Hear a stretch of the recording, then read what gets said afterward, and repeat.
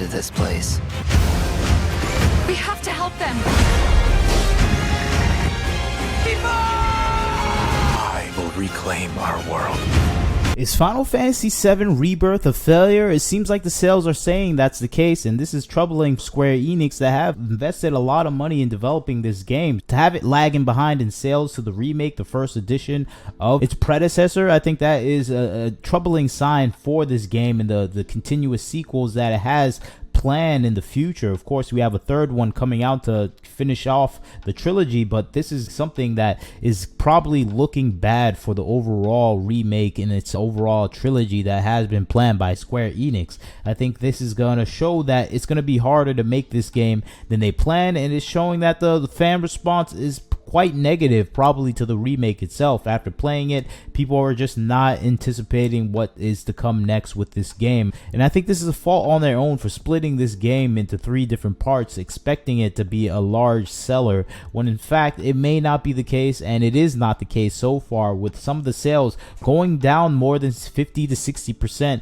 than its predecessor, the remake. And I think Rebirth is showing troubling signs that people are not responsive to this game. People probably disliked remake more than they anticipated and are just not excited to play Rebirth. Of course, you're going to go back all to the reviews and the game's journalists' response to the remake, which was overwhelmingly positive, but a lot of people weren't that positive that actually played it. The players themselves probably disliked a lot of parts, the edits, the changes, and the changes into some of the storylines, and overall the censorship of some parts that are deemed insignificant, but I think a lot of players remember those parts, so they see, okay, they're going to censor more parts, so I'm just not interested in Rebirth, the sequel, so I'm just not going to purchase it. And adding to that all the controversy surrounding Rebirth when it comes to the developers getting consultancy firms like Sweet Baby Inc. to maybe be involved with Square Enix, all these other hands in the kitchen that are tampering with the overall looks of the characters, even though that wasn't the case with Rebirth once they released that trailer with Tifa in it where everyone celebrated. But I think it was a little already too far gone, where people were just anticipating something with more censorship, more changes to the story, and they got that. If you do follow the Rebirth story, it's not a one-to-one recreation of what we saw from the original Final Fantasy game. It's something slightly different with a trope that I dislike in any entertainment genre. I don't want to give the spoiler away, but it's just something where we see it everywhere nowadays when it concerns maybe the superhero genre or just any genre in general that's popular, where you want to maybe have multiple outcomes for certain circumstances. So this is where I'm already disliking what I hear about Final Fantasy VII Rebirth.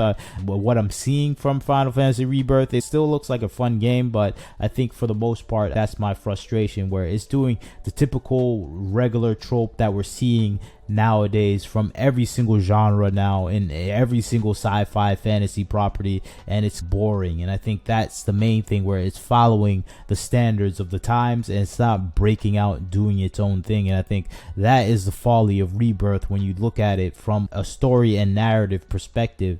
And I think that's even the thing that's pushing me away from actually eventually playing this Rebirth. So it is a frustrating thing to see Square Enix, but I think it may be well deserved in a lot of people's eyes that kind of hold an animosity towards Square Enix and some of the properties it did create beforehand, like Forspoken, that are filled with overall political, progressive, social talking points. So people are going to be rejoicing after seeing this slight failure. But let's get into the numbers, and I'll give you my perspective on what's going on with the Japan sales charts, showing that this game is not coming in and being as successful as it was beforehand. I think this is also something we should have expected, because sequels are usually harder to actually produce. A successful franchise is something that needs to have heavy care to actually become successful, at least a sequel, at least in the video game genre. It's not like the movie genre where a sequel is usually guaranteed to be popular. This is not the case for video games, because people take a chance on your game. If they don't like it, they still finish it,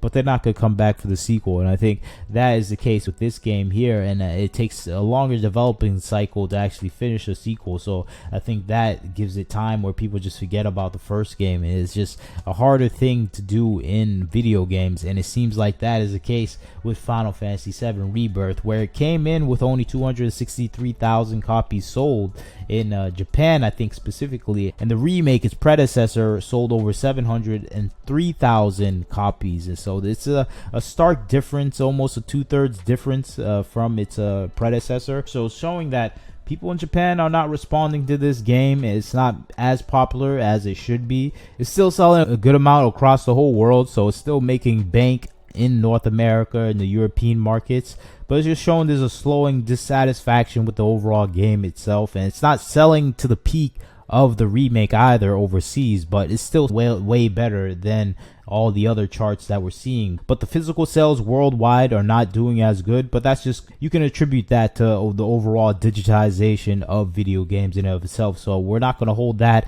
against Final Fantasy VII, but it's still not selling to its peak. But I think this is the case that we're seeing nowadays, where people are just not that excited for Final Fantasy VII apparently, and it seems like even the new Final Fantasy 16 is outselling, at least outpacing Final Fantasy VII. So people are more interested in new stories apparently, and they're tired of this story and maybe uninterested in seeing the result. And I think that might be the case with Square Enix. They may have made a misstep by dividing this game into 3 parts. They should have probably done only 2 parts, so where they can be done with it, because the third one that comes out is probably going to sell a whole lot less, and they may have to spend less money in production, and that's probably the case in the future. And I think they messed up by dividing this into 3 games, especially if they don't have a strong enough story, and it's using a trope that I dislike, that we see in every single genre nowadays. So for me, this is something that is convincing enough to tell me that this is gonna be a slightly unsuccessful game,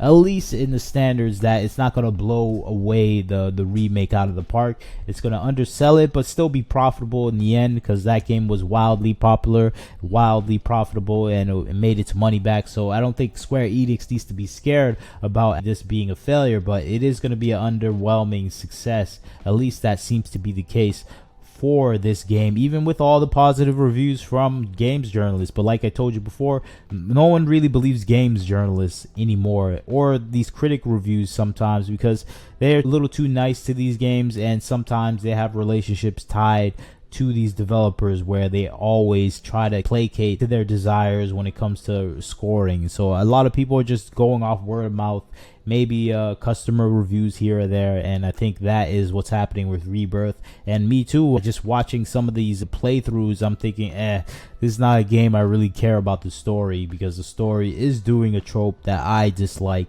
And I'll give you a spoiler maybe. Let me just tell you right now, I'll give you the spoiler warning right here. I have my hand up, spoiler warning. And when I put my hand down, the spoiler is over. But it has a multiversal trope where I dislike that, and I think that is something I really don't like seeing in the entertainment genre. We see it everywhere now. We even see it in Star Trek, we see it in Star Wars, we see it in, of course, all the superhero movies that ever come out. I'm tired of it. End of spoiler warning. And that's it. That's why I'm not hyped for this. I don't like that trope. So for me, this is a game that's doing something that is following the trends, and I think that is why it's hurting. It's following the trend, and people are tired of the trend nowadays, and you gotta break away. That's why Stellar Blade is becoming so popular, because it broke away from every single trend nowadays, and it is taking the world by storm. But you tell me what you think about the Final Fantasy sales being pretty bad. Not bad, but just being underwhelming. I think it's a small bump in the road, but it will lead to maybe a lesser production time on the last sequel, and I think that is a bad sign for that game. But you leave your comments, tell me what you think about the situation. Do you think Final Fantasy Rebirth will be a successful game? I still think it will be successful, but it will lead to production issues for the final part of the final act of the trilogy, because they may not want to dump too much resources into that. But you leave your comments, tell me what you think. Like, share, subscribe. This is Wagner Knows Why. Catch you next time.